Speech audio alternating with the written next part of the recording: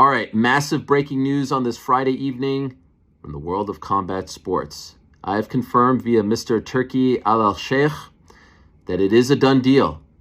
It is going down.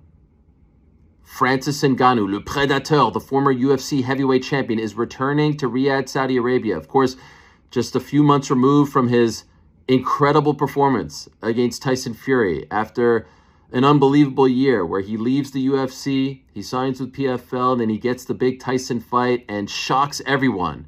He is returning to action in a boxing match later on this year to go up against the former heavyweight champion, the man who had an incredible 2023 in his own right, the man who just won at Day of Reckoning on December 23rd in Riyadh, the one and only AJ Anthony Joshua. It is a done deal on both ends. Anthony Joshua versus Francis Ngannou, 10-round fight later on this year in Riyadh, Saudi Arabia. I've confirmed this via Mr. Turki Al-Sheikh and my own sources. And there is going to be a press conference, I'm told, later on this month in London to officially announce the date. But it is going down. It is done. Francis versus AJ. The Francis boxing journey continues. And now he goes up against the former heavyweight champion, Anthony Joshua, who just beat Otto Wallin. Tremendous stuff. More to come. Stay tuned.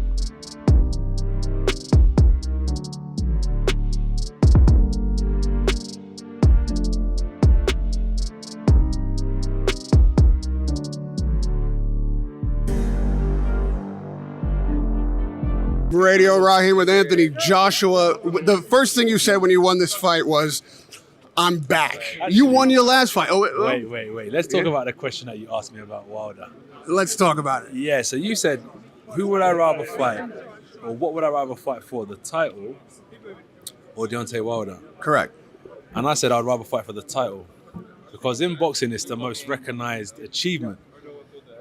That will always go down in history that I was a champion. So that's why I said that. But I didn't answer it the way you expected me to answer it. So what I was trying to say is that if there isn't a title on the line right this second, the next option would be, would you fight Deontay Wilder next because there's no title on the line? 100%. Before this fight with Otto, me and Wilder put ink to paper and we both agreed to fight. But your question was, what would I rather fight for or what would I rather do? And I said that I just think the heavyweight championship is like much more prestige and a name. But as there was no championship on the line, the next best option is to fight the name, and that would be Deontay Wilder, which I put my ink on paper. The speculation was that you and Hrgovic would end up fighting, and that you would take that road instead of Wilder, no. And that was the premise for the question, which is what everybody was reacting to, thinking you were trying to take a side road. But I fully understand what you're saying. I was we had signed to fight, but I didn't want to deviate from Otto Wallin. That's what I wasn't talking about. The Wilder situation, but yeah, I would definitely fight Hrgovic. I'll fight Wilder as well, no problem. Are you disappointed now that Wilder is not next up? He can come back. As long as he's got that competitive spirit in his heart, he can come back.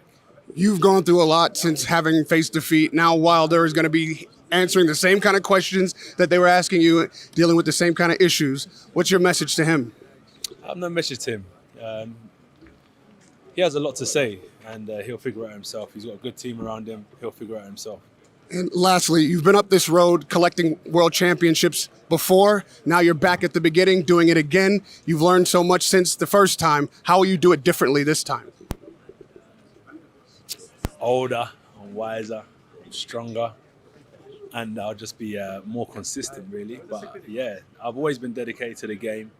And I'll just keep on pushing on and let's see how far we can take this. We're going to ride this till the wheels fall off, homie. Thank you for the time. Thank you for a great year and a great career. We appreciate you, bro. Radio Raheem with Anthony Joshua. It was an incredible last 3.5 weeks.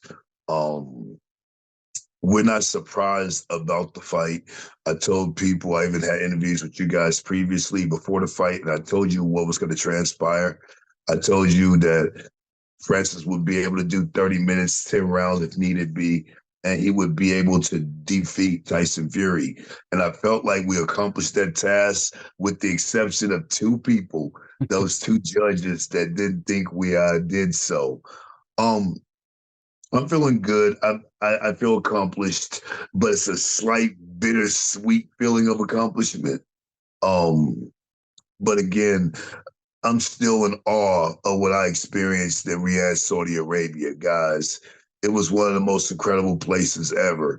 And as far as events, this event was second to none. It was incredible, man. It was such a joy to be there, to be around all the boxing legends that came out and support. It was such an incredible experience. It's a hard question. I think Joshua will have taken some confidence out of the recent victory, and their timing has come back probably right. So on his day, obviously, Joshua would beat any of them.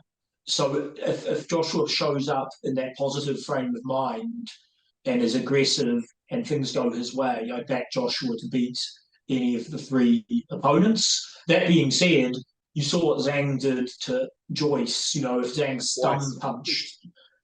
he stun punched Joshua with a heavy one, and southpaws are always awkward. Zhang could knock Joshua out. Similarly, Hrgovic, there's a lot of unknown there. We know how big he is and skilled he is, but he hasn't had that big pressure fight on the world stage. How would he react? So there's a mystery around Hrgovic. That fight's not without risk. And then the other one, who was the other one? Francis Ngannou. Oh, Francis Ngannou. That on paper that should be an easy fight, obviously, for Joshua, because the guy's not, he's not had a career in boxing. So Joshua wins Ngannou all day. It's the easiest fight there is against a big name. So it probably is a money-making fight that's easy, which is the dream equation. That creates its own psychological problems, though, because the worry that Ngannou could knock anyone out with the perfect punch, he's going to knock anyone out. So do you go in worrying that you're going to be the guy that gives them that knockout? So I wouldn't be surprised if they go that Ngannou route. All right, massive breaking news on this Friday evening from the world of combat sports. I have confirmed via Mr. Turki Al-Sheikh that it is a done deal. It is going down. Francis Ngannou, Le Prédateur, the former UFC heavyweight champion, is returning to Riyadh, Saudi Arabia. Of course, just a few months removed from his incredible performance against Tyson Fury after an unbelievable year where he leaves the UFC, he signs with PFL, and then he gets the big Tyson fight and shocks everyone.